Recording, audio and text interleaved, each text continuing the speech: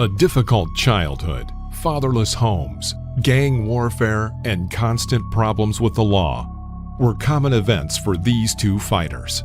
One of them chose boxing, chose development as an athlete, and the second went down the crooked road of crime. We are talking about boxers Mike Tyson and Reggie Gross. After their confrontation in June 1986, Mike Tyson climbed to the top and became the youngest world champion, while Reggie Gross descended into a life of crime that included life sentences for 3 contract killings. Reggie Gross, nicknamed Rugged Reggie, in addition to being a talented boxer, was also an enforcer for a drug gang in his native Baltimore. His father was stabbed to death in the street when Reggie was only 3 days old, and by the age of 13, Gross ended up in a juvenile detention facility after stealing a wallet. Like many troubled teenagers, Gross found boxing and found he had a knack for it. He was 6'3", athletic and good at hitting, and after 22 fights as an amateur, he turned pro in 1982. In little more than a year, Gross compiled a 14-0 record, including a first-round victory over the future world champion, Prince Charles Williams. However, Gross lived a double life away from the boxing gym. He used drugs and was involved in one of the most deadly and infamous gangs in Baltimore. Gross's addiction to drugs and the tragic death of his 5-year-old son in a house fire understandably affected his boxing career. While Tyson progressed and became more famous under Cus D'Amato, Gross lost 4 of his 8 fights between 84 and 86. He had the hope that by defeating Kid Dynamite, he would be able to turn his career around. He was sure that one victory over the most promising heavyweight in decades could change everything for him. But it was almost impossible to defeat Mike Tyson during his heyday.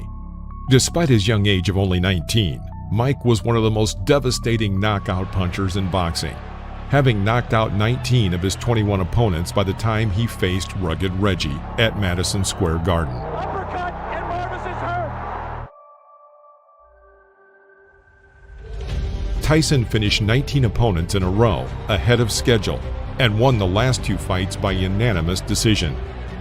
Kid Dynamite initially intimidated his opponents with his brute strength, combining it with outstanding hand speed, accuracy, and timing to unleash a devastating attack. He also showed off his incredible defense by using the iconic hide-and-seek style taught to him by Cus D'Amato to dodge any opponent's punches. Mike kept his hands high above his head to block any incoming blows, but as it turned out, he could also take a punch, as everyone saw in the fight with Reggie Gross. Tyson knew Rugged Reggie could be more dangerous than his previous opponents. He had a reputation for breaking the winning streaks of other heavyweight prospects. The fight took place on June 13, 1986 at Madison Square Garden. Mike Tyson's first promoter was Don King. Kid Dynamite weighed 217 pounds, while his opponent was 1 pound heavier and 6 inches taller, and had an arm reach that was 7 inches longer than Tyson. But for the explosive Tyson, this was not a problem. The battle began with the fighters testing one another.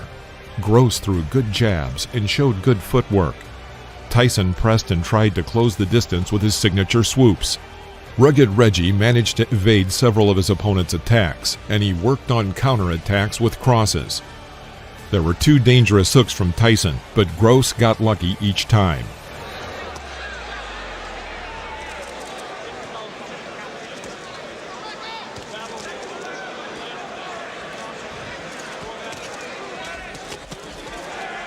Mike continued to press, closing the distance and landing a series of body hooks and uppercuts to the head. Rugged Reggie withstood everything, waited for a pause, and unleashed a flurry of powerful punches on the enemy from different angles, a couple of which hit Tyson in the head. Reggie got carried away throwing his punches, and Tyson's sharp counter left hook knocked him down. Reggie rose bravely to the count of 8, but on trembling legs. The referee allowed him to continue the fight, but a sliding right cross and a volley of consecutive hooks from Tyson sent him crashing into the ropes. Gross got to his feet again at the 8 count, but referee Johnny Lobianco stopped the fight. With 24 seconds left in the first round, Gross was unhappy with the stoppage and pushed the referee away. You can't stand up. The win took the young Tyson to 22-0. Little did Tyson know, at the time he was only 5 months away from the night he defeated Trevor Burbeck to become the youngest heavyweight champion of all time at the age of 20. Ultimately, Gross, after this fight with Tyson, descended into a life of crime. Just 3 months after the fight, Gross committed the first of 3 brutal murders, for which he was later convicted as a contract killer. During their break between court appearances, Rugged Reggie managed to hold 4 fights but won only 1. In 1989, he was sentenced to 3 life terms. Gross, who later claimed he did not commit the murders, is now 60 and still in prison. His stated release date is 2048, by which time he will be 86. Unlike Tyson, who eventually overcame a harsh upbringing and a life of violence and heartbreak, is now living a fulfilling life at 56. Reggie Gross is a tragic example of how boxing can't save all the troubled people who step into the ring.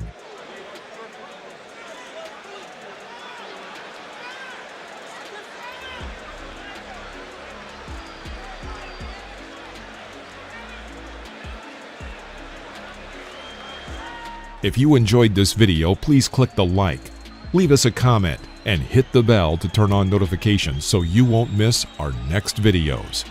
And if you haven't subscribed yet, please consider doing so right now. See you next time in the ring.